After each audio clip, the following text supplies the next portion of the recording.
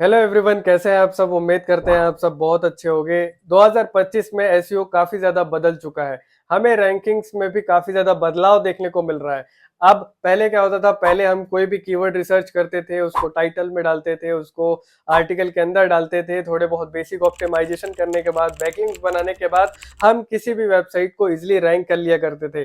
पर अब ऐसा नहीं है। अब एआई के आने के बाद से काफी सारी चीजें जो है बदल चुकी है। आपने बीच में देखा होगा कि लोग भारी मात्रा में एआई से आर्टिकल्स लिखवाने लगे और थोड़े बहुत बेसिक चेंजेस करने के बाद उसे वेबसाइट में अपलोड करने लगे। अब ये सारी चीजें हो रही है तो इंटरनेट पर काफी ज्यादा लो क्वालिटी आर्टिकल जो है दिखने लगे थे। अब इतनी सारी चीजें हो रही थी तो गूगल को भी कहीं ना कहीं स्ट्रिक्ट एक्शन लेना ही था। तो गूगल जितने भी कॉपीड कंटेंट थे, लो क्वालिटी आर्टिकल थे, सबको धीरे धीरे कम करने लगा और वेल स्ट्रक्चर्ड ह्यूमन आर्टिकल्स को प्रायोरिटी देने लगा। अगर आप भी पुराने तरीके से एसईओ कर रहे हो तो आप अपना टाइम वेस्ट कर रहे हो, क्योंकि अब वक्त है एआई एसईओ करने का, आज के जमाने के एसईओ को करने का। अभी एसईओ करने का जो तरीका है वो काफी हद तक बदल चुका है। ठीक है, तो आपको नए जमाने का एसईओ सीखना होगा, समझना होगा। यहाँ पे वक्त है चैट जीपीटी जैसे मॉडल्स पर रैंक करने का, यहाँ पे वक्त है एआई ओवरव्यूज जैसे सेक्शंस पर रैंक करने का। आपने देखा ही होगा, जब आप गूगल पर कुछ सर्च करते हो तो बड़े से बॉक्स में गूगल आपको आंसर्स दे रहा होता है और जिन जिन वेबसाइट से डेटा उठाया है गूगल ने उसको वहां पे सजेस्ट कर रहा होता है। तो वहां पे अगर आप रैंक करते हो तो सोचो आपकी वेबसाइट पे कितना ज्यादा आपको ट्रैफिक देखने को मिलेगा। तो इसीलिए बोला जा रहा है कि भाई एआई एसईओ करो, आंसर इंजन ऑप्टिमाइजेशन करो, जहां से आपको एआई के थ्रू बहुत सारे ट्रैफिक देखने को मिलेगा और बहुत सारी लीड्स देखने को मिलेगा। चैट जीपीटी जैसे मॉडल्स पर अगर आप रैंक करते हो तो आप अभी भी अच्छा खासा ट्रैफिक गेन कर सकते हो। धीरे धीरे ट्रैफिक भी आपकी बढ़ती जाएगी, क्योंकि इन सभी मॉडल्स को बहुत ज्यादा लोग इस्तेमाल करने लगे हैं। अब आप सोच रहे होगे कि भाई क्यों इतने इंपॉर्टेंट है एआई ओवरव्यूज पे रैंक करना, मेरी वेबसाइट तो फर्स्ट पे भी रैंक करती है।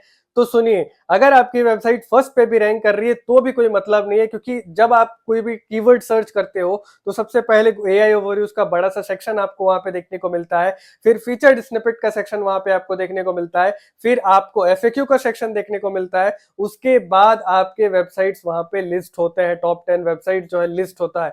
तो आप सोचो, ऊपर ही गूगल को सॉरी ऊपर ही यूजर्स को सारे आंसर्स मिल रहे हैं, एफएक्यू वहीं पे ही मिल जा रहा है, फीचर्ड स्निपेट का सेक्शन भी वहां अवेलेबल है, यूजर को सारे डेटा ऊपर ही मिल रहा है, तो वो नीचे आके क्या करेगा। इसीलिए बोला जा रहा है कि आप एआई ओवरव्यूज पर रैंक करने के लिए वो सारे ऑप्टिमाइजेशन करो जो इंपॉर्टेंट है आपकी वेबसाइट पे ट्रैफिक लाने के लिए।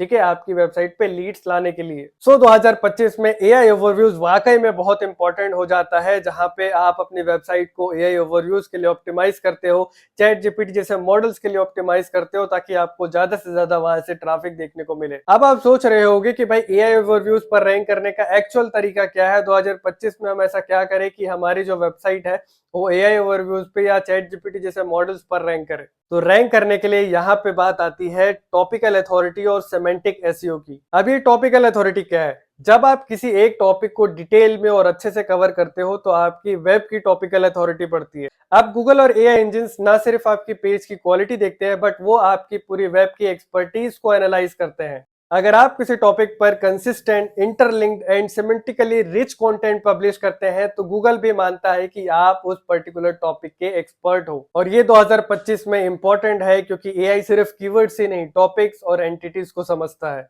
गूगल के एल्गोरिथम्स कुछ ऐसे कंटेंट को प्रेफर करते हैं जो डेप्थ और ब्रेथ दोनों पर काम करता हो, दोनों दिखाता हो।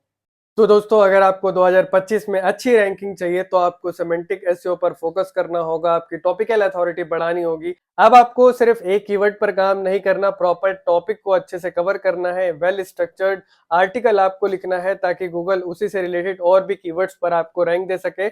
और आप प्रॉपर एआई एसईओ करो, ताकि आपकी जो वेबसाइट है वो एआई ओवरव्यूज और डिफरेंट मॉडल्स पर रैंक कर सके। आंसर इंजन ऑप्टिमाइजेशन अच्छे से करो, ताकि आप अच्छे से अपने एसईओ का करियर बना सको और आने वाले टाइम पे खूब सारे क्लाइंट्स लेकर उनके लिए एसईओ कर सको।